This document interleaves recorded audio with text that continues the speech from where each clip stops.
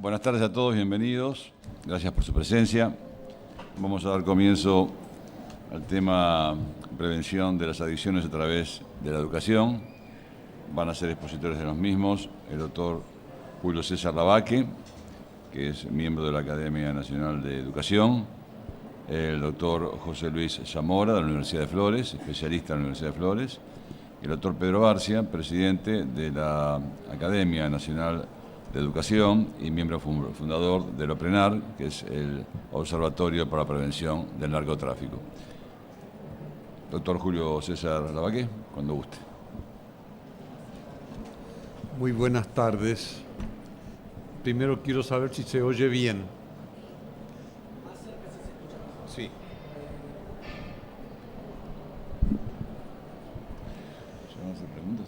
El tema que se me ha asignado está vinculado particularmente con los instrumentos electrónicos que pueden causar alguna adicción y alguna forma de deterioro de la personalidad.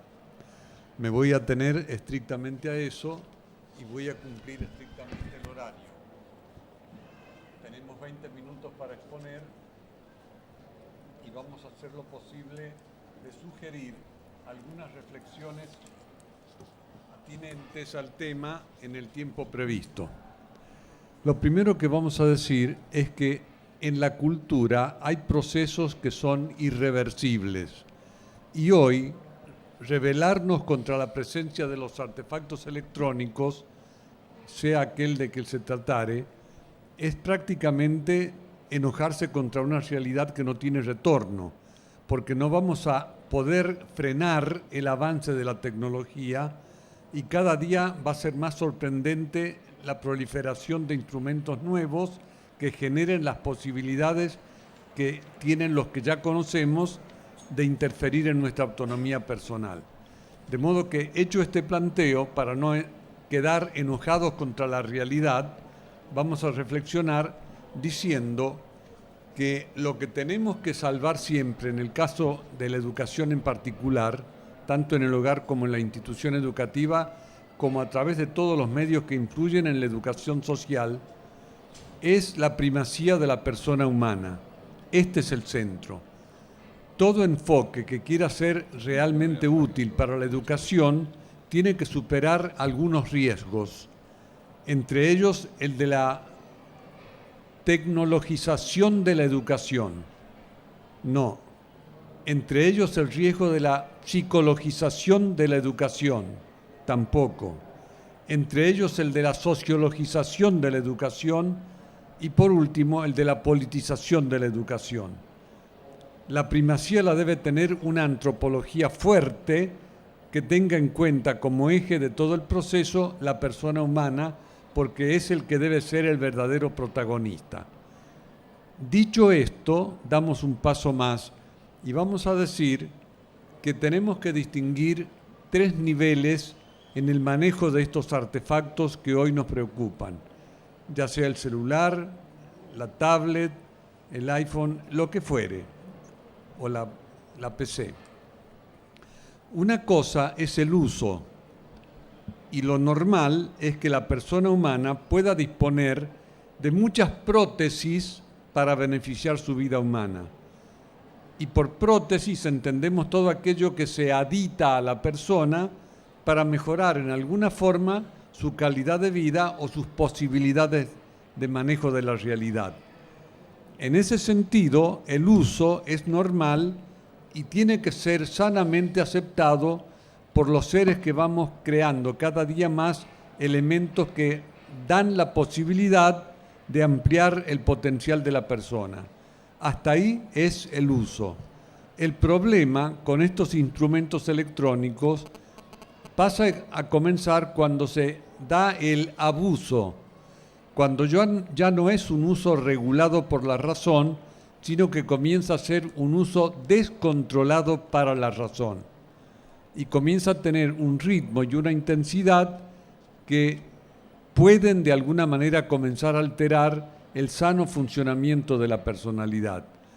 Y el caso ya más grave sería el tercer nivel, que es la adicción. El adicto es aquel que queda dependiendo de, viene del latín, Y habla de esclavitud, cuando uno ya pasa a depender del inevitable uso del instrumento. En ese caso, el instrumento ha pasado a ser el que manda en nuestra vida y nosotros hemos pasado a ser los que dependemos del instrumento. Esto es lo que básicamente y sobre todo tenemos que tener en cuenta para prevenirlo y evitarlo en el proceso educativo.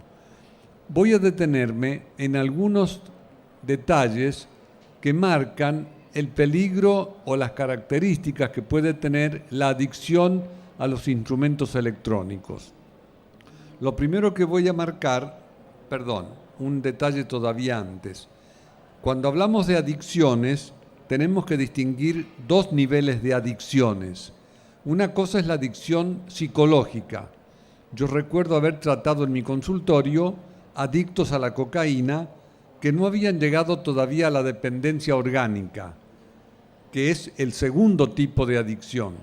La adicción psicológica afecta emocionalmente a la persona, genera realmente un estado de dependencia, una urgencia por el consumo de la materia o de la sustancia, pero no afecta nada más que al sistema emocional de la persona.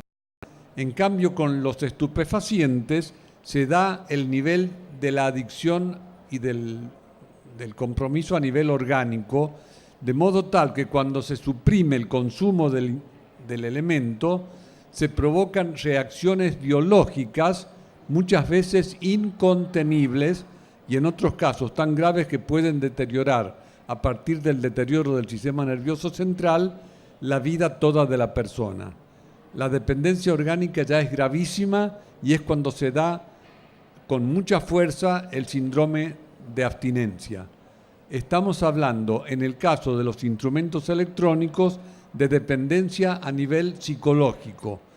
Todos los autores que he consultado mencionan algunas consecuencias orgánicas, como el cansancio muscular, dolores musculares, por el abuso de ciertos manejos de instrumentos, pero no hablan propiamente de dependencia orgánica. Hay consecuencias orgánicas en los casos extremos.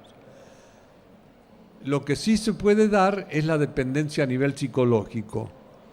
Y voy a señalar, ahora sí, algunos de estos elementos que constituirían la característica de dependencia psicológica. En primer lugar, cuando se deteriora una habilidad propia de la riqueza intelectual y psicológica de la persona. Por ejemplo, de tanto usar el instrumento electrónico, perdemos la habilidad para multiplicar o para dividir, y hasta se olvida el mecanismo lógico de la multiplicación o la división, porque hemos entrado a depender para resolver cualquier operación matemática del aparato y se pierde la habilidad. Esto ya es una señal que nos tiene que alarmar de alguna manera, porque si un día no puedo disponer del instrumento, no puedo resolver el problema. He pasado a perder una habilidad en razón de utilizar el instrumento. Una segunda sería, dentro de esto de perder una habilidad, la de escribir. Si pudiéramos hacer una estadística de las personas que ya no escriben con letra cursiva, sino que escriben con letra con letra imprenta, nos alarmaríamos. Tengo varios casos en el consultorio de personas a las cuales las tengo que ayudar a reeducar su letra para reeducar su percepción emocional, porque cuando se escribe con letra imprenta se impide la transmisión de los estados emocionales, porque eso lo evita la forma rectangular de la letra imprenta. En cambio, la letra cursiva revela más los estados emocionales. Bueno, hay casos en los cuales percibo cómo se reeduca el control emocional a partir de volver a reconquistar la escritura normal cursiva. Con los instrumentos se puede perder el hábito de escribir, y esto es peligroso, por algo que voy a decir después. Segundo, cuando se empobrece el lenguaje, y viene conectado a lo que estaba diciendo. ¿Por qué se empobrece el lenguaje? Porque nos acostumbramos a un tipo de escritura en el cual violamos las normas propias del lenguaje, ya sea oral o escrito.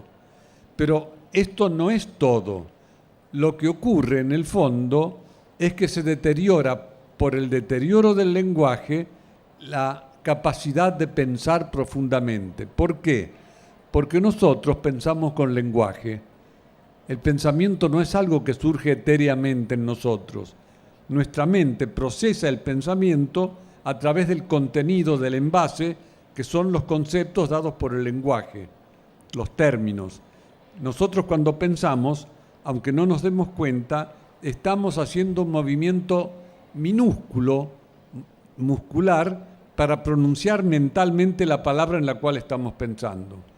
Cuando nos acostumbramos a escribir mal, porque así nos acostumbramos con ciertos aparatos de uso electrónico, el celular o el chateo por PC, vamos perdiendo algo de la riqueza del lenguaje y eso disminuye la riqueza del pensamiento. Tercero, cuando se empobrece la capacidad de comunicación personal en el encuentro físico. Hablo de lo que conozco en forma directa. Cuando una familia se queja de que el hijo durante el almuerzo por lo menos ha tomado el celular 6 veces para mandar mensajes de texto mientras está almorzando, cenando con la familia, estamos hablando de una pérdida de la comunicación personal por la necesidad y la urgencia de estar metido en el mundo virtual. Esto va produciendo un deterioro de la riqueza emocional que se vive en el encuentro personal físico cara a cara cuando se vive de verdad. El instrumento pasa a ser un obstáculo para la comunicación profunda en el encuentro personal. Cuarto, cuando se experimenta el sentimiento de incompletud en ausencia del instrumento. Y el día que se me perdió el celular, ando mal, porque me falta algo que ha pasado a ser parte integral de mí.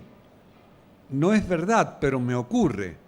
Esto es psicológico, pero es importante porque es lo que se vivencia. Y me produce un estado emocional, como lo que dije recién, de incompletud. Me siento que algo me falta. Estoy pasando a depender del instrumento. Otro caso es cuando disminuye la capacidad de prestar atención, y esto es con bastante frecuencia, porque estoy tan sometido a la urgencia de permanecer en el mundo virtual que el mundo real se me pasa por alto y me cuesta prestar atención cuando me están diciendo algo, cuando me están pidiendo algo, porque estoy metido en el mundo virtual.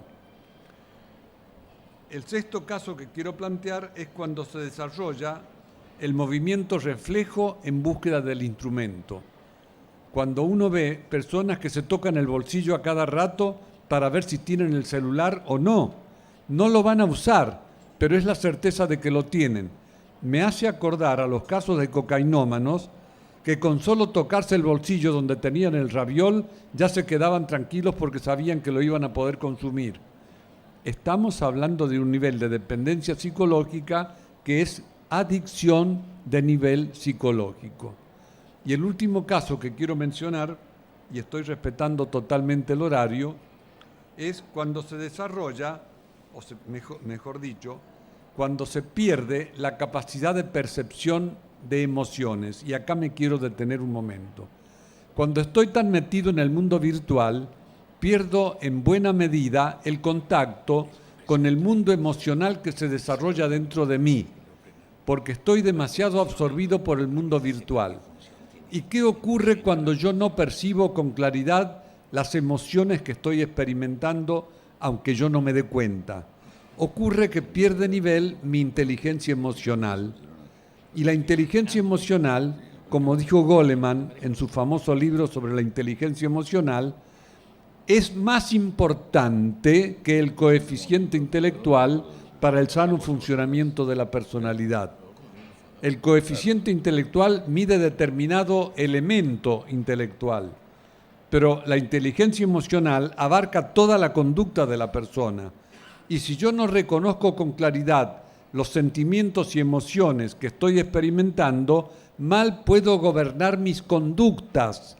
La base del autogobierno es disponer de una sana información de los estados emocionales que están influenciando en mi manera de encarar la realidad. De modo que cuando el instrumento me absorbe de tal manera que yo me desconecto en alguna forma y en alguna medida del contacto con mis estados emocionales, corro el riesgo de no poder gobernar adecuadamente con autonomía de verdad como persona humana mis conductas en la forma requerida. Y termino.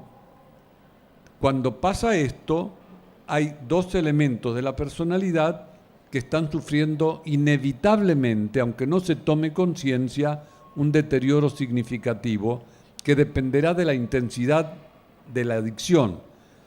Yo tengo alguna información, por lo que he leído al respecto, de casos de consultorio donde se traía a un hijo de 14 años que pasaba 13 horas al día metido en instrumentos electrónicos, entre la PC, el chateo, los juegos electrónicos, el celular, 13 horas.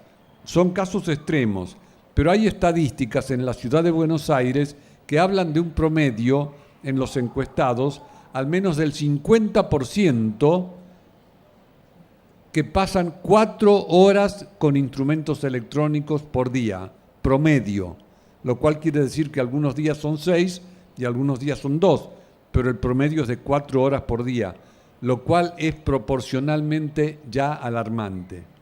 ¿Y qué es lo que en definitiva pasa cuando se da este nivel de adicción? Que se deteriora la libertad de la persona. Y esto ya es grave, porque ya no soy absolutamente dueño de todas mis tomas de decisiones. Si he perdido estos niveles de toma de conciencia, de imposibilidad de comunicación, etcétera, de los cuales he hablado antes, lo que se termina deteriorando es la libertad autónoma real de la persona para un real autogobierno de la conducta. Y lo segundo que se deteriora, aunque uno no tome conciencia, es el nivel de autoestima, porque pasé a depender para sentir que valgo de disponer del elemento, y si hay un elemento nuevo que ha salido y yo no lo tengo, me siento menos rico como persona, en lo social al menos, porque no tengo ese último modelo de iPhone que ha salido o la última tablet que ha salido, y pierdo la autoestima, no digo de una forma alarmante, pero sí de una forma significativa. Termino con lo que comencé. No se trata de hacer estos planteos para enojarnos contra el mundo tecnológico en el cual estamos entrando. Hay que cuidarnos mucho de vivir enojados contra la vida.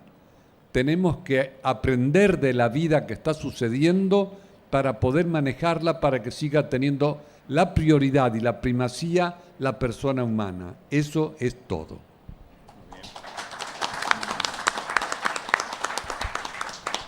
Muchas gracias, doctor Lavaqué. El doctor José Luis Zamora, especialista en el tema de adicciones de la Universidad de Flores, tiene la palabra. Muy buenas tardes. Muchísimas gracias por acompañarnos en esta tarea.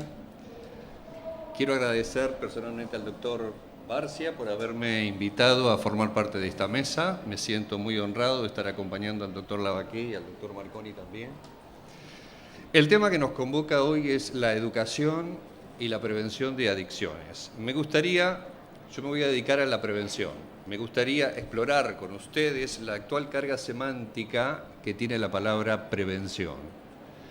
En otro momento quisiera referirme a la necesidad de considerar en la actualidad a los programas de prevención con base científica.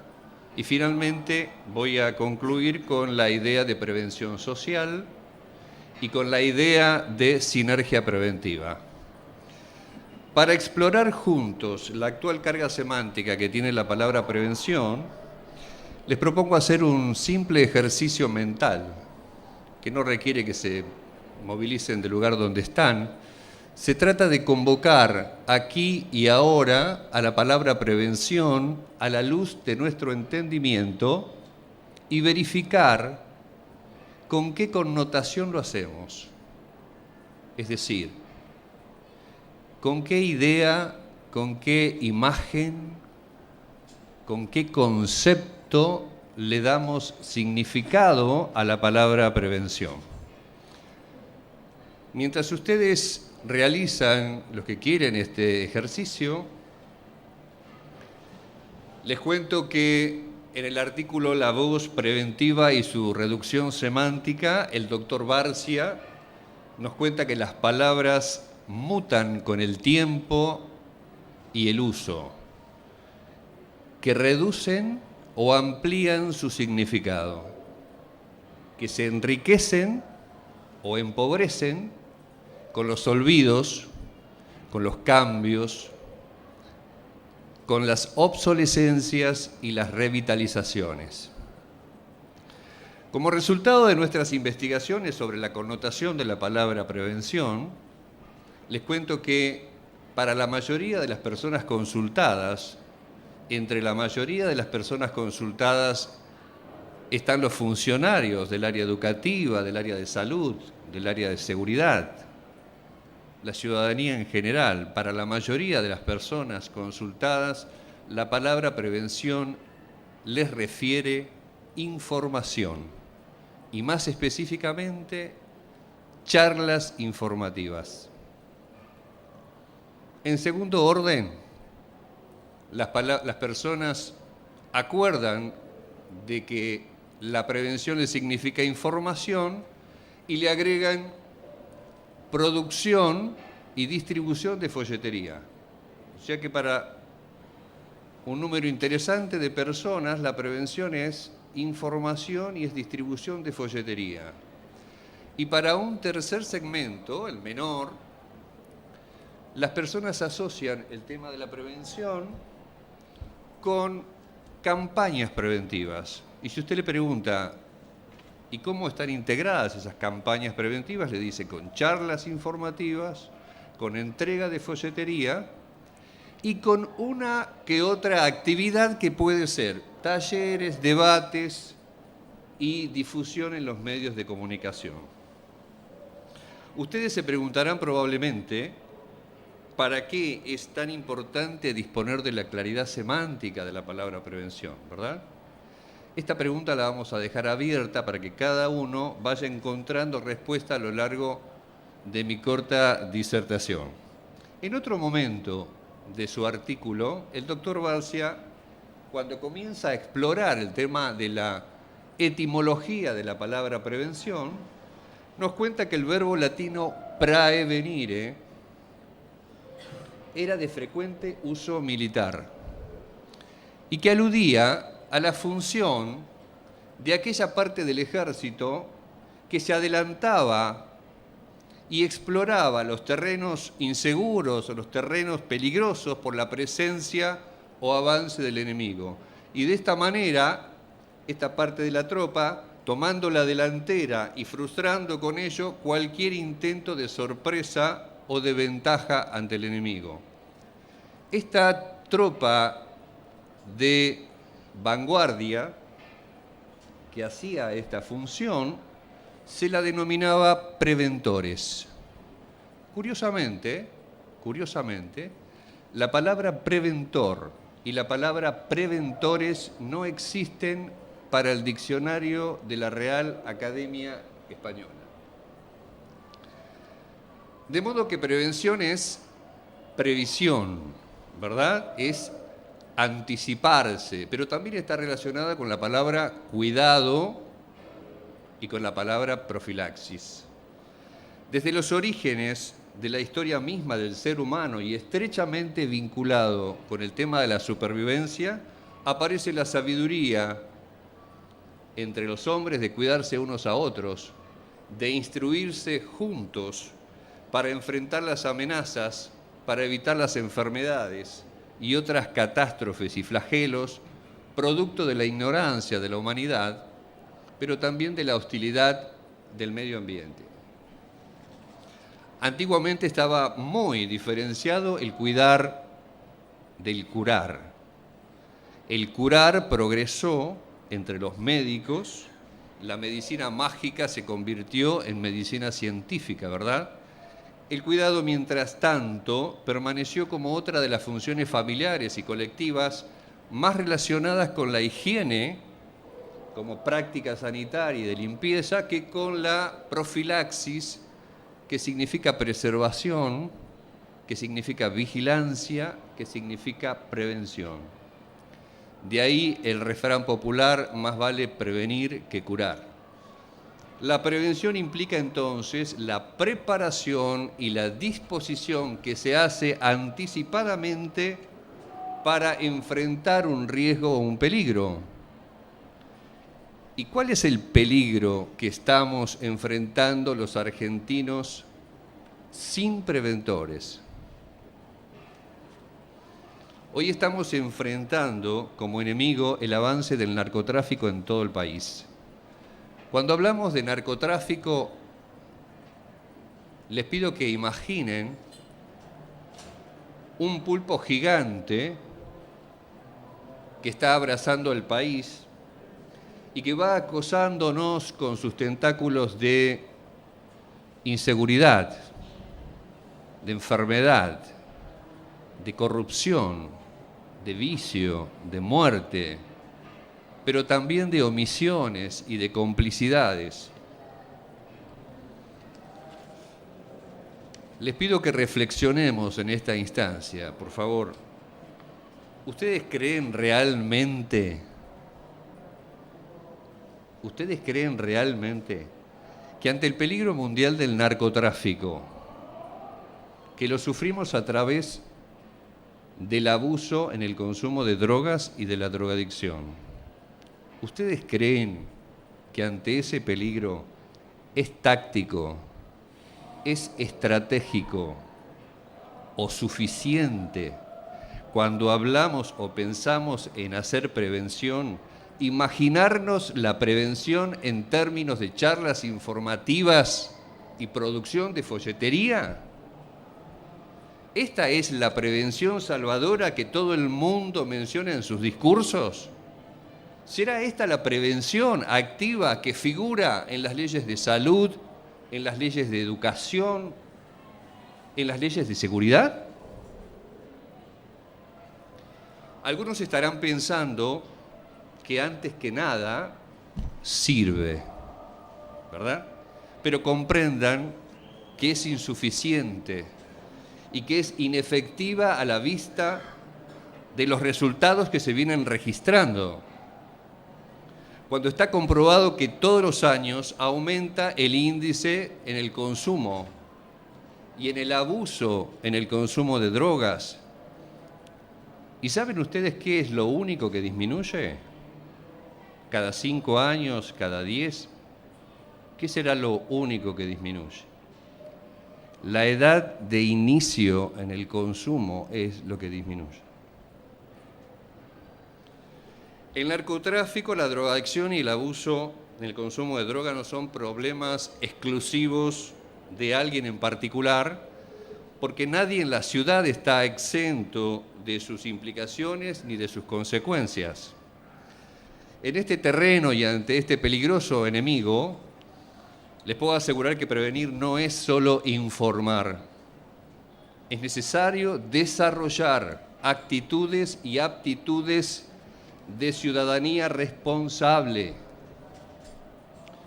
Todos sabemos que el consumo temprano de drogas, y hablamos de alcohol, hablamos de tabaco, hablamos de cocaína, etcétera, etcétera, aumenta las posibilidades de que el consumidor desarrolle una adicción. Cuando aparece la adicción no estamos hablando de un vicio, no estamos hablando de un capricho, sino estamos hablando de una enfermedad. Pero tampoco estamos hablando de cualquier tipo de enfermedad. Para el NIDA, por sus siglas en inglés, es el Instituto Nacional sobre el Abuso de Drogas de los Estados Unidos, fundado en 1974, muy prestigioso, muy reconocido en todo el mundo sobre esta temática. Para el NIDA, el abuso de drogas termina dañando el cerebro. se convierte en una enfermedad crónica que se caracteriza a menudo por recaídas, pero también por la búsqueda y el consumo compulsivo de droga.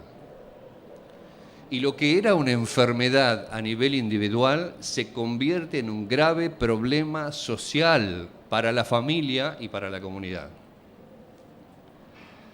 Desde la epistemología del trabajo social, la prevención social es conocimiento, es prudencia y es responsabilidad que se integran en un proceso socioeducativo ciudadano. Un proceso ciudadano permanente. La prevención no son charlas que se dan 1 o 2 veces al año. La prevención es un proceso permanente. Prevenir es fomentar y es promover a nivel personal, a nivel institucional y a nivel ciudadano la adquisición y desarrollo de las aptitudes y de las actitudes que nos hacen ciudadanos responsables. ¿Qué es ser responsable en este contexto? Se estarán preguntando. Es tener la capacidad de respuesta calificada ante una determinada situación. Respuesta calificada ante una determinada situación. O sea, que hay responsabilidad cuando las personas, las instituciones y las comunidades adquirieron previamente los conocimientos sobre la situación, pero también cuando desarrollaron las habilidades o destrezas más adecuadas para responder efectivamente ante las demandas y exigencias de esa situación. De modo que no es cierta la responsabilidad sin previa educación preventiva. Es por esto que la legalización del consumo o fomentar el consumo recreativo o asociar el uso de drogas con el derecho humano y tantas otras maniobras inductoras nos hacen recapacitar sobre la responsabilidad ciudadana. Sin duda que este tema merece una alerta para todas las familias, porque solo las familias que ya padecen la drogadicción saben muy bien del sufrimiento integral, del deterioro integral que padece la persona amada. Pero también las familias y las comunidades que padecen el narcotráfico y sus efectos saben, conocen perfectamente sobre el impacto muchas veces mortal en la comunidad. Desde fines del siglo pasado se habla en los ámbitos académicos y culturales como este de la ciencia de la prevención. Existen programas de prevención con base científico. Desde hace 18 años formamos técnicos universitarios en prevención de la drogadicción en la Universidad de Flores. Para nosotros toda prevención se proyecta y ejecuta como un proceso metodológico interdisciplinario que siempre se inicia con una investigación local y con la participación gradual de todos los elementos del sistema. Antes de ejecutar cualquier actividad propiamente preventiva, es preciso haber explorado el terreno donde se va a trabajar y conocer localmente, conocer a la familia, si se está trabajando con familias, conocer la institución educativa, si se está trabajando en un establecimiento, en una escuela, conocer la comunidad.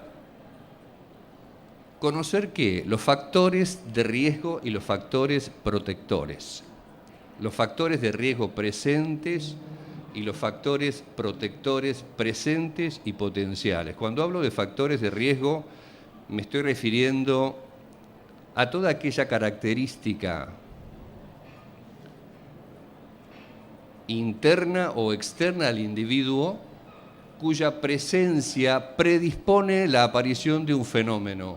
En este caso, el fenómeno sería el uso o el abuso problemático en el consumo de drogas, ¿verdad? Y cuando hablamos de los factores protectores, nos estamos refiriendo a aquellos atributos individuales, relacionales o ambientales, cuya presencia protegen a la persona de las conductas desviadas y de las probabilidades de incursionar en una situación peligrosa con respecto al consumo.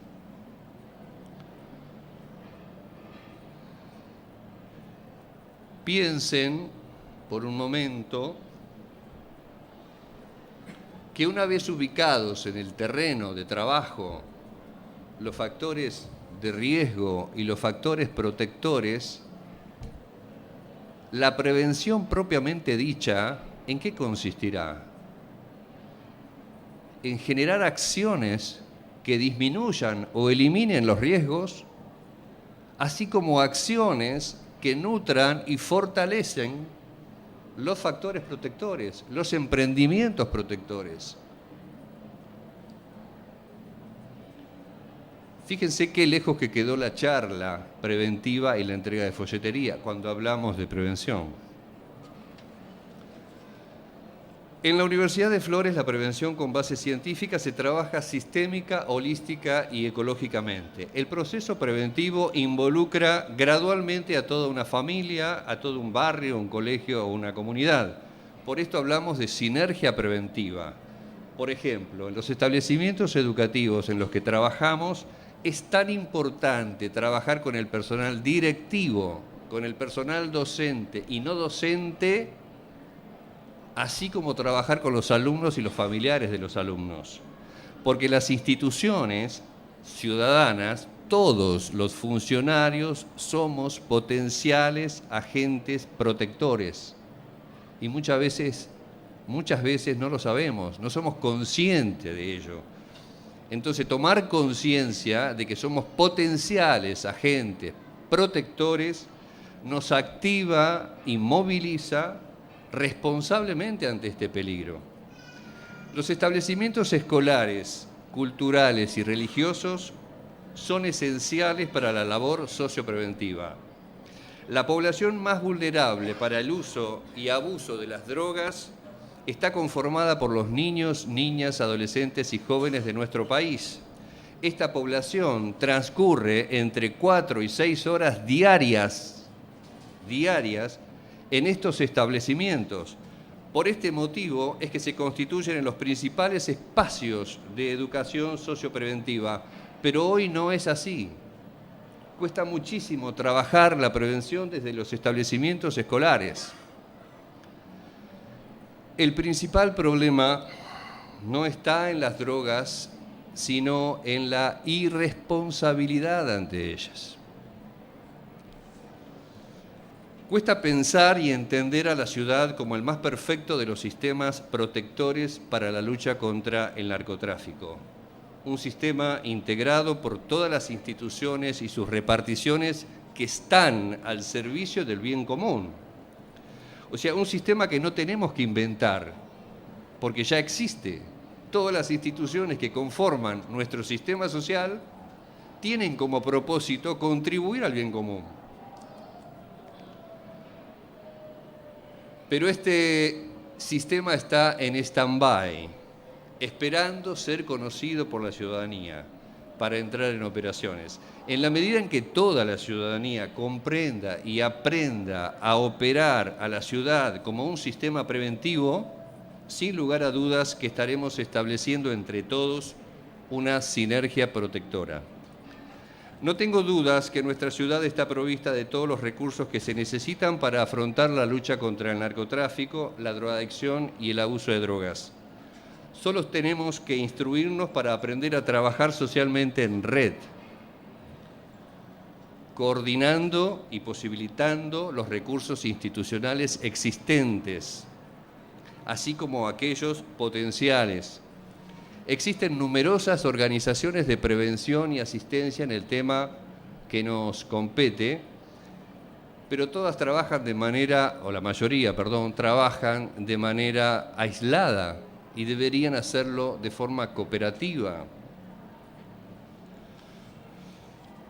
Señoras, señores, para ir finalizando, tenemos que incorporar preventores a nuestras instituciones y capacitarnos los ciudadanos para convertir las ciudades en sistemas protectores. Y para finalizar, recuerden, por favor, que prevención es investigación-acción, pero es una acción científica, interdisciplinaria y sinérgica. Muchas gracias.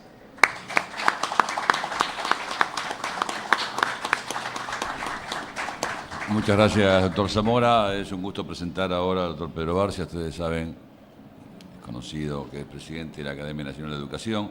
Y digo, es un especial placer porque hemos sido cofundadores con el doctor Barcia del OPRENAR, el Observatorio para la Prevención del Narcotráfico.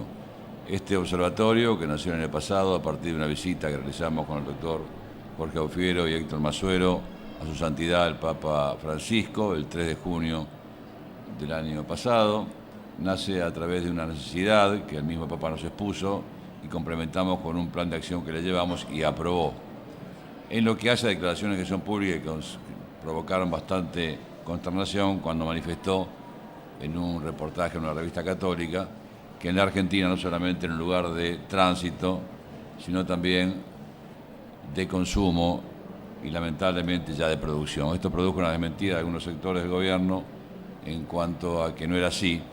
Y al hacer esta presentación no puedo obviar que no se están, si bien lo que el gobierno dice que no, o factores del gobierno, o funcionarios del gobierno, no es país de producción, sí lo es una verdad media, porque si bien no es de producción de la hoja de coca a pasta base, porque climáticamente es imposible producir hoja de coca en el país, está muy claro que sí es de producción en lo que hace al pase de la pasta base a clorhidrato de cocaína, lista para el consumo y que tiene más de 250 cocinas en el país, según el mismo Cedronar reconoce.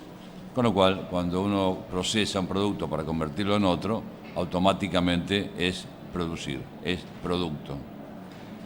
En esta temática se hizo un simposio en el 23 y 27 de octubre del año pasado, en el Teatro de la Iglesia, Teatro Santa María, en el cual concurrieron y son miembros del observatorio 18 universidades privadas, el Consejo Superior de Educación Católica, que depende directamente del Episcopado Argentino, la CORDIEP, que es la Coordinadora de Institutos de Enseñanza Privada, la Academia Nacional de la Educación y Academia Nacional de la Empresa. La primera vez que se juntan estas entidades de tal magnitud, de tal nivel académico, como para tratar este flagelo que realmente ya es una preocupación que lamentablemente no tiene la recepción que se merece el tema en la población. Esperemos con este observatorio poder de alguna manera ayudar para que esto sí ocurra. Por eso es un placer realmente presentar al doctor Pedro Barcia, no solamente por su trayectoria, sino también por su perseverancia en este tema, en lo que hace al observatorio. Muchas gracias, doctor. Muchas gracias, doctor Marconi. Agradecemos a las autoridades de la feria que nos han hecho este espacio, tanto de parte de OPRENAR como de la Academia Argentina de Letras.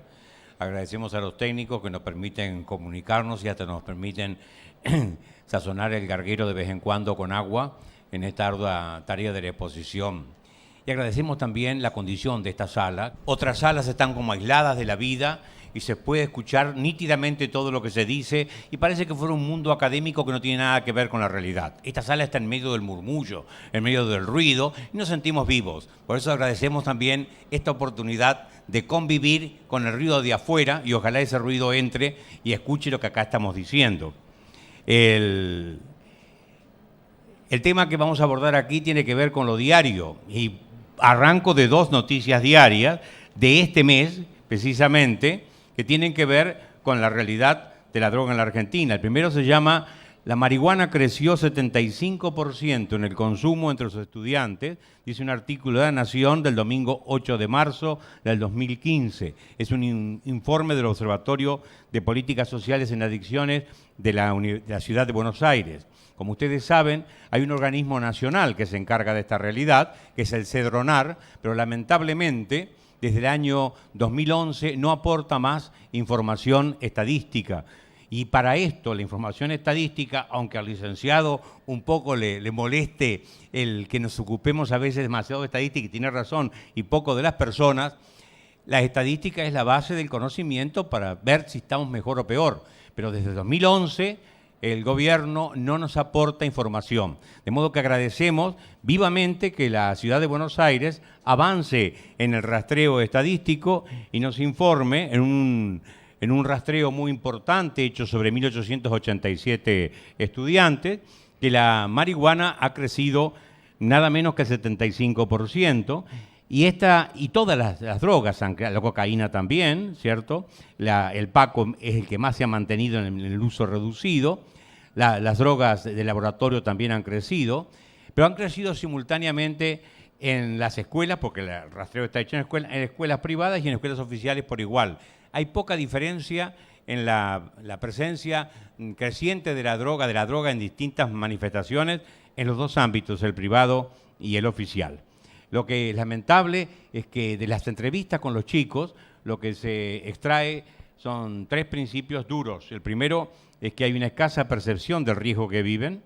Esto significa que no tienen noción ni conciencia de dónde están parados con este consumo. En segundo lugar, que hay una creciente tolerancia social, facilitada en gran parte también por la broma en que se toma esto en muchos canales de televisión, en programas y demás. Y el hombre es un animal de acostumbramiento. Cuando a usted le soban la mano en el hombro, le van quitando las cosquillas.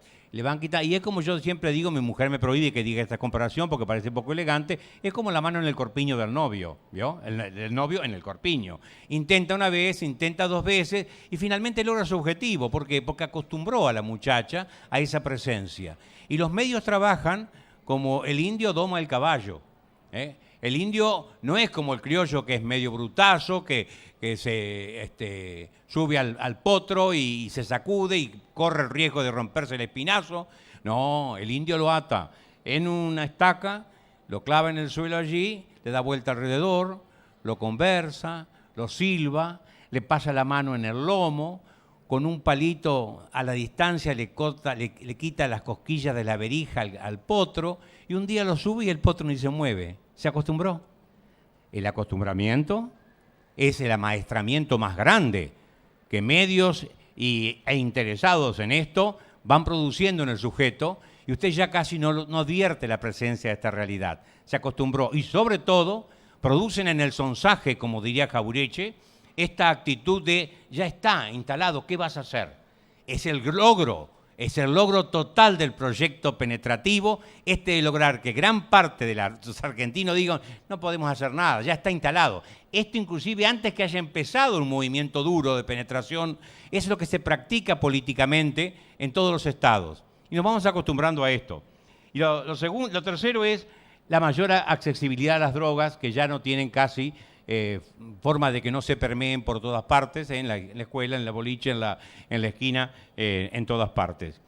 Esta encuesta de la ciudad de Buenos Aires es plausible porque está reemplazando lo que el gobierno nacional no hace en este campo, que es una información profunda, como inicialmente el Cedronar, bajo este mismo gobierno, empezó a hacer muy aplicadamente. Es una pena. La segunda noticia es del 2 de mayo y dice Breaking Bad Nacional. Esto todos han visto, los otros días en una conferencia yo daba, ¿quiénes han visto Breaking Bad? Todo el mundo levantaba la mano. ¿Tomaron conciencia de lo que es eso o simplemente la pasaron bien con la guía esta de la fabricación casera del químico? Esta es una serie que ha tenido una imposición enorme y, como ustedes saben, ahora está retomada por el éxito que ha tenido. ¿Por qué se llama esta nota así? Porque en una fábrica de éxtasis, como decía Marconi, ya ahora están fabricando el material sintético entre nosotros. No se trata únicamente de paso, de carreo, sino de fabricación. Pese a que muchos niegan, ya hay fábricas en nuestro país, laboratorios que fabrican drogas sintéticas. El que primero que fue aprisionado salió con la cara del coprotagonista de Breaking Bad en el pecho. Y el hombre estaba asumiendo una actitud casi heroica, esta posibilidad de que él encarnaba al coprotagonista de la desgraciada serie. Pero eso no es todo. Lo más grave es que el juez federal Sergio Torres detuvo a 6 personas.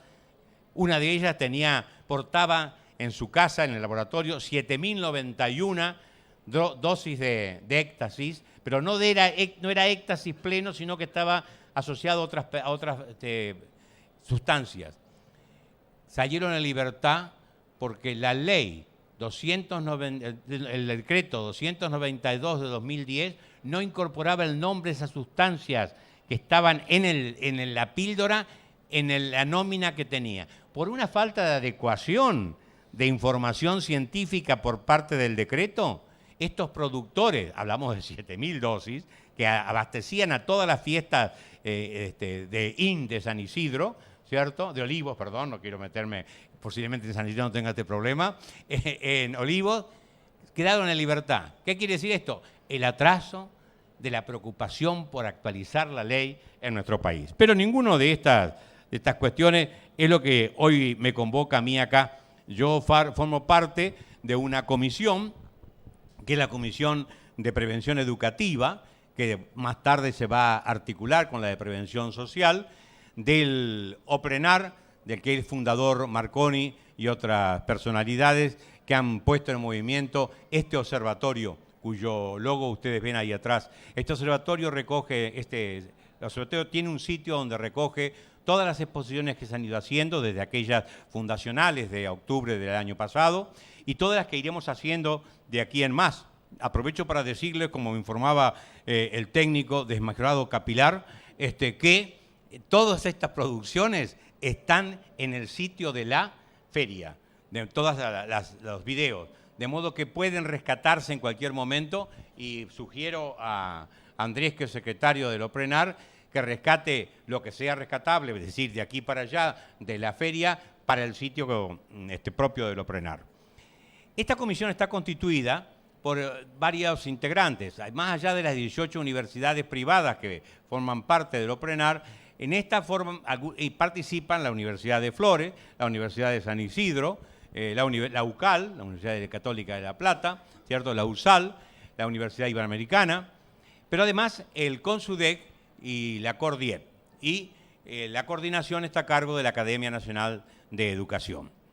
¿Cuál es el primer? Entonces, sí, esta gente habla mucho, habla con fluidez, ¿cierto? Acuosa, pero ¿qué es lo que se ha hecho? Se han hecho cosas. Lo primero que se ha hecho es un relevamiento de qué contenidos referidos a este tema aparecen en los NAP, o sea, en los núcleos de aprendizaje prioritario del Ministerio, que el Ministerio de Educación y el Consejo Federal han entregado a todas las escuelas primarias y secundarias del país para que sean la guía de exposición. En ninguna parte de los NAP, en ninguna de las disciplinas, ni ciencia, ni educación física, ni sociales, aparece la menor alusión a los contenidos que preocupan acerca de la prevención de la droga. En ninguno.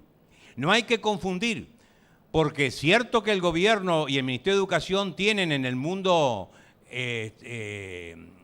digital publicaciones, enunciaciones, pero esto no baja la pata al suelo del aula. Es decir, al no entrar en los contenidos que el maestro tiene que desarrollar y que el profesor debe presentar y discutir con sus alumnos, nunca llega al aula. Está allí potencialmente, ¿cierto?, inútil como un timbre de panteón, porque nadie lo va a tocar. Entonces, veremos qué estamos haciendo para que esto baje a la realidad. Al hacer esta compulsa nos encontramos con esta realidad muy triste que no está encarnado en los currículos de la nación, de primario y secundario, este conjunto de contenido. Sí hay voluntad en el gobierno, en el proyecto nacional del Ministerio de Educación, que como ustedes saben, es un ministerio sin escuela, la responsabilidad de las provincias, pero hay una estrategia muy interesante de los ministerios de educación provinciales. Nunca contestan ningún tipo de denuncia que se hace en el campo educativo y el pobre Sileoni tiene que salir a responder por todo cuando no tiene una sola escuela. Este mecanismo es muy interesante porque los excluye de la responsabilidad de responder y en realidad los responsables son los ministerios de educación provinciales. Entonces, volviendo a lo que digo, una vez que hacemos este análisis descubrimos esta realidad incompleta, pero el plan 14-16 de Educación Nacional que el gobierno ha trazado sí tiene esta preocupación. Va a comenzar, ya estamos en el 15, a mitad del camino, todavía no comenzó, tenemos un año más de margen para que comience la incorporación de estos contenidos a la enseñanza primaria y secundaria del país. En el plano nacional, ¿qué otra cosa no se ha implementado? Ustedes saben que nosotros aplaudimos de la Academia de Educación la formación en la ley que nos rige actualmente, la formación del Instituto Nacional de Formación Docente, que es un buen instrumento para revisar y actualizar todo lo que es la formación de nuestros maestros. Sin embargo, en los contenidos de formación de maestros no figura nada que tenga que ver con la prevención de la drogadicción. Ahora, dígame usted, si a usted no le enseña cómo se multiplica, usted no enseña qué pasó con Napoleón en la batalla de Waterloo, si usted no le enseña lo que es un soneto, ¿cómo va a dar clase de todo esto a los muchachos? Tanto del primario y del secundario. No hay formación. Las universidades, no digamos, las universidades están al margen de toda la realidad argentina. La formación de profesores es para una realidad inexistente. La Universidad Argentina no tiene oreja, es anótica, hay que meter una palabrita así para que quede claro, ¿cierto? Claro que no se entiende, como decía aquel. Es anótica lo que está pasando en la realidad. Por eso no forma profesores para la realidad del aula de los 35 monos que usted va a enfrentar mañana cuando tenga que dar clase. Y de allí la desrealización de la universidad. Esto podemos desarrollarlo largamente porque está más que probado. Pero la universidad no va a dignarse en ninguno de sus... La universidad oficial no va a dignarse a atender ninguno de estos reclamos porque es autónoma, autárquica y autista. Entonces, nos queda a nosotros la posibilidad, ¿cierto?, de proponer cosas. La primera cosa que vamos a proponer es que se incorpore a nivel de los contenidos de información, de la formación docente en ese Instituto Nacional, que no ha podido operar mucho porque se encuentra con la enorme cantidad de institutos de formación docente, 1.260, como ustedes saben, en Monstruoso, incorporar los contenidos de los que vamos a hablar enseguida. Entonces, el segundo sondeo que hacemos para ver dónde estamos parados es en la Cava, en la ciudad de Buenos Aires. La ciudad de Buenos Aires avanzó. Este mismo año, nosotros habíamos mandado una carta sugestiva, ¿cierto?, y sugerente, pero ellos estaban ya trabajando en esto, hay que ser honestos, y avanzaron en la planificación de los contenidos, donde hay un plan de adicciones en general, como los que planteó Lavaque, y un plan acerca de las drogas en concreto para el segundo nivel, el nivel superior del secundario. Y ahora se está elaborando en el primario. Es decir, la ciudad de Buenos Aires al menos está reaccionando. ¿Y por qué reacciona? Porque hace las estadísticas a tiempo. Entonces tiene conciencia y le quema la mano los datos que obtienen. Está avanzando en esto. Ahora, junto a esta realidad, nosotros nos preguntamos qué pasa en la provincia de Buenos Aires. ¿Qué pasa en el resto de las provincias? Habría que ocultar también cuál es la situación. Entonces, frente a esta realidad, ¿qué es lo que hace nuestra comisión? Nuestra comisión avanza con la propuesta de que es necesario incorporar todos estos contenidos que son de dos tipos. Los documentos oficiales llaman inespecíficos y específicos, ¿no? Y lo de inespecífico es ininteligible, porque en inespecífico entra todo. Por eso nosotros le cambiamos el nombre y le llamamos a los contenidos inespecíficos la formación de la persona humana. Este es el objetivo. ¿En qué consiste la formación de la persona humana? No es necesario hablar de drogas para nada en toda esta etapa de la formación que comienza en inicial, sigue todo el primario y continúa en secundario. ¿De qué se trata? Pues se trata de exaltar los valores, se trata de desarrollar la autonomía de la criatura que poco a poco vaya decidiendo por sí mismo y teniendo el mayor señorío que puede tener una persona que es el dueño de sí. Precisamente el deterioro de esta autonomía que señalaba Lavaque, porque la voluntad se va carcomiendo, la capacidad asertiva de decidir se va disminuyendo y termina siendo víctima de este proceso que va comiéndole la voluntad y con ella la libertad. Entonces, el consolidar la personalidad firme del muchacho, la capacidad de elegir, por un lado. Por otro lado, el exaltar la vida sana, la vida deportiva, todo lo que pueda ser actividad en contacto con la naturaleza, que supongo que la nueva encíclica del Papa va a hablar de esto, porque es una encíclica que hablará de ecología. Bueno, todo esto es el ponerlo en contacto con aquello de mens sana in corpore sano, que dice en latín el diccionario Larousse en las páginas rosadas y todo el mundo repite, ¿verdad? Y nadie se preocupa por cumplir. ¿Qué es lo que además hay que desarrollar? El sentido de proyecto, por pequeño que sea, en cada momento de la vida. El proyecto es, como el nombre lo dice, como viene proyectil de ahí, arrojar para adelante, pero a diferencia del proyectil, usted busca que uno caiga y en el proyecto uno busca aquello que arrojó adelante. Porque el hombre tiene una capacidad de motivarse a sí mismo proponiéndose objetivos y se esfuerza en alcanzarlos. Esto le da sentido a la vida. El documento de la Iglesia dice que el proyecto da sentido a la vida, le da dirección a la vida y le da semántica a la vida. Entonces, cuando usted encuentra que el adolescente se hace de un proyecto y trabaja en este proyecto, le va encontrando sabor y no anda como zapallo en carro sin saber dónde va y moviéndose como perro de luneta. El perro de luneta, como se sabe, es ese animal que adorna la parte de atrás del auto y tal vez el perro sea ignorante y piense que él mueve la cabeza cuando quiere. La cabeza se la mueve el terreno, según sea accidentado o no, y el perro mueve la cabeza enloquecidamente o pacíficamente, pero no es dueño de su cabeza. Esta educación de la formación de la persona lleva a educar la cabeza y los movimientos de la cabeza. Hemos publicado no hace mucho un ensayito sobre esto, la quinocefalia pedagógica, con horrible nombre, para que usted después de putear por la forma nominal, vea a ver qué idiotez ha puesto este hombre y entonces entró en terreno y después la cosa es fluida, no hay ningún gresismo después de esto. Pero el movimiento de la cabeza es el movimiento electivo de la realidad. Hacia dónde la dirige, hacia sí mismo, hacia los costados, hacia arriba, hacia adelante, etc. Todo esto hay que desarrollarlo en el muchacho. El sentido de solidaridad. Cuando usted lo escucha al padre Pepe, lo que habla es precisamente de cómo hay que asistirse unos a otros en la villa, porque esto es lo que le da una conciencia de servicio y por lo tanto un sentido también a la labor que se hace.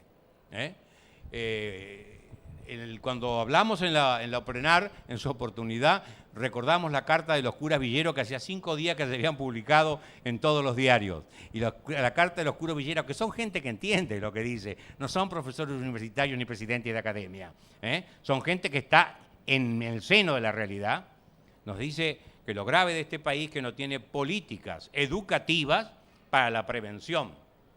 No tiene políticas educativas. Usted dice, no existe ninguna enunciación. Sí hay enunciación. La Argentina tiene enunciación, tiene leyes también. Él participó activamente en una ley. Ahora, ¿cuál es el problema de las leyes argentinas? Son buenas. Y los gobiernos son malos en aplicarlas. Sí, por eso anómicos no somos, sí, sin ley, no es que somos los argentinos anómicos porque no hacemos caso de la ley. Lo más grave es que, además de no hacer caso, tenemos la facilidad de que los gobiernos no la aplican y por lo tanto no lo aprietan a usted para que la ejecute. Así como en el campo educativo, acabamos de enunciar 15 puntos primeros de las políticas educativas que son temas que no se cumplen en el país, y no se cumple con las leyes del país, en el campo de la prohibición de alcohol está, en el campo de la prevención para drogas está una serie de disposiciones incumplidas en absoluto, desconocidas. Entonces no tiene sentido que se proclame todo esto de una ley porque somos un poco ingenuos pensando que una vez que se enuncia la disposición, la realidad es obediente, se acomoda en los cánones y en las vías y avanza. Hay que ser muy torpe para pensar que es esto. La realidad no lee leyes, las propone y usted para modificarlas tiene que meter la mano en ellas. Pero cuando no hay un proyecto claro y lúcido que guíe esa mano para modificar la realidad, no va a ocurrir nada. Por eso la protesta de los curas Villeros de que no hay políticas sostenidas educativas en este campo. Y precisamente es una de las preocupaciones nuestras. Los contenidos específicos, podemos seguir enumerando, tienen todos que ver con el robustecimiento del dominio de sí, de la persona, de la autonomía. Entonces, se hace poco proclive el muchacho a ofertas y a tentaciones porque es dueño de sí. Ya no es un pasguato, como decía mi madre, ya no se usa la palabra pasguato, ¿verdad? Soy viejo por esto. Y ya lo maneja, no lo puede manejar cualquiera, porque ya él sabe lo que quiere y además tiene respuestas asertivas, con un sustantivo que hay que ratificar siempre, respuestas categóricas que no admiten réplica ni discusión. Pero ¿qué pasa para nuestros muchachos, sobre todo a partir de fines del primario y comienzo del secundario? Los que venden droga y avanzan sobre este campo trabajan con la condición de tránsito del adolescente, que está parado en el aire en muchos aspectos, que se le ha puesto en crisis el sentido de autoridad, que no dialoga con sus padres, todo lo que viene descrito de Aristóteles, no hay que esperar a Piaget, ya todo está dicho por Aristóteles, acentuado por otros rasgos propios, y no me quiero meter en el campo de la psicología adolescente, porque corresponde al campo de Dabaqué, y no quiero que pierda sus dineros con estos planteos. Bien, entonces, él entra en el momento propicio del tránsito, donde está inseguro, se cree inclusive inmortal, es el complejo de grandiosidad, que nada le va a ocurrir y por eso se expone y por eso es que avanza esta. Bueno, todo esto se vence, o por lo menos se nivela con la formación de la personalidad. Esto es lo que en los documentos oficiales se llama contenidos inespecíficos. ¿Por qué? Porque las leyes argentinas evitan mencionar la palabra persona. Así de simple. No aparece la palabra persona. A usted le forman un ciudadano democrático, pero usted me puede decir cómo va a tener un buen ciudadano democrático si primero no tiene una buena persona. Esa buena persona va a ser un excelente ciudadano democrático, pero la formación primera es de la persona con todos los elementos que hemos dicho. Lo segundo que viene son los contenidos específicos y que ahí empieza recién en el secundario, avanzando después del segundo o tercer año tal vez, que es la peligrosidad de las drogas, la caracterización, los detalles que tiene, etcétera, etcétera. Entonces nuestra propuesta es avanzar con estos dos campos de contenidos. ¿Para qué? Para que la educación argentina, la nacional, las provinciales y la formación de docentes incorpore en sus programas curriculares todo este material.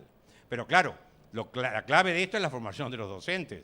El problema del deterioro argentino únicamente, estimo yo, podrá mejorarse a partir de la formación de los nuevos docentes. Vamos a tardar 10 años en esto. Pero bueno, hay que empezar a actuar. Entonces, para empezar a actuar, nos jugamos por Confucio. Desde así, usted es suficientemente Confucio como para que recurra al chino. ¿Qué dice Confucio? Cuando arrecia la oscuridad, cuando todo ya es tinieblas, no vale nada protestar contra la falta de luz. Mirá lo que te dice el chino, prende una vela. Elemental, elemental. ¿Y cuál es la vela nuestra? Pues primero la propuesta a todos los gobiernos de lo que estamos diciendo. Segunda propuesta, la elaboración de 2 guías. Una guía para padres, ¿cierto? Que ya tenemos el contenido de esa guía, el tamaño de la guía va a ser este. Esto es un léxico del vino, no corresponde, ¿no? Pero el tamaño de este, ¿por qué? Porque es bolsillable. Y entonces va a poder el padre llevarlo en el bolsillo del saco a donde fuera, o la campera, para poder leerlo. Los padres no se enteran de esto porque no hay reuniones escolares para esto. Entonces, pues, nuestra apuesta es, publicando la guía para padres y entregándosela a todos los gobiernos provinciales, sin cobrar derechos de autor, que ellos la difundan en todos los colegios de su provincia correspondiente, entregándola a cada chico para que la lleve a su casa. La guía, hay un par de guías excelentes que tenemos que optar por una de ellas que ya están hechas, ¿no? Que realmente son muy orientativas, porque describe con claridad los síntomas que van develando que el muchacho está entrando gradualmente en el campo, en el terreno peligroso. ¿Qué actitudes tienen que tener los padres? ¿No? El padre a lo Kafka, el viejo Kafka que lo oprimía, ¿no? Un padre comprensivo pero al mismo tiempo exigente. Y todo plantea todo lo que la familia en estos momentos no hace respecto de la formación de los actitudinales y que desplaza a la escuela, porque uno de los problemas que tenemos, que vamos a plantear en la charla de Cordier en Mar del Plata, es que es una escuela sana. Una escuela, la palabra sana, la expresión sana, cuando es verbo, indica que la escuela mejora, sí, puede mejorar la salud, puede bonificar la persona, pero también lo que buscamos es una escuela sana sin adicciones. Bueno, esto es tema de lo que hablaremos más adelante en Mar del Plata. Pero decía que a esta guía le sumamos otra segunda guía, que es guía para docentes, porque entre tanto los gobiernos se decidan a incorporar estos contenidos, vamos a dotarlos a todos los colegios en lo posible de esta pequeña guía, también de 75 páginas, donde están las indicaciones básicas sobre los contenidos, los ejercicios prácticos y la caracterización de las adicciones. Evidentemente, y nosotros no quisiera ahora demorarme mucho, hasta la tapa de los libros tenemos, ya no estoy hablando de pajaritos de colores. Hasta las tapas de los libros tenemos. Nos falta un detalle que lo vamos a vencer, porque ya en esto no tenemos dificultad, que es plata. Yo no soy inteligente, pero soy un rascador de guita donde esté. Y esto se va a publicar sin duda, tenga la seguridad. Bien, en esta preocupación de los contenidos, quería señalarles a ustedes, completando el magnífico cuadro que nos hizo Lavaqué acerca de las adicciones graves que tienen, el Ministerio de la Ciudad ha incorporado el tratamiento de algunas adicciones. Tenemos que recordar, en primer lugar, la ludopatía, que es también de viejos y no únicamente, pero en los videojuegos es donde los chicos se entretienen y demoran mucho, ¿cierto? Lo que se llama nomomanía celular, que es la fobia, el temor que le toma al muchacho cuando se da cuenta que no está conectado. No es que digo que está comunicado porque nunca están comunicados, no está conectado. El consumismo de compras, que es otro de los factores, la forma de comida. Bueno, todo esto en el capítulo primero de la enseñanza primaria y secundaria tendría que estar esto como capítulo de adicciones. Y después, lo que venimos diciendo, los dos contenidos básicos de la educación, que lo vemos como esencial en la Argentina. Bien, esto es nuestro primer aporte que desde la Comisión de Prevención Educativa estamos llevando adelante. No estamos haciendo meras declaraciones. Ojalá, y creo que en 2 meses más, tengamos estas guías en la mano y podamos comenzar a decir que prendimos una vela y no puteamos contra la oscuridad, porque la oscuridad se rirá de nosotros. Muchas gracias.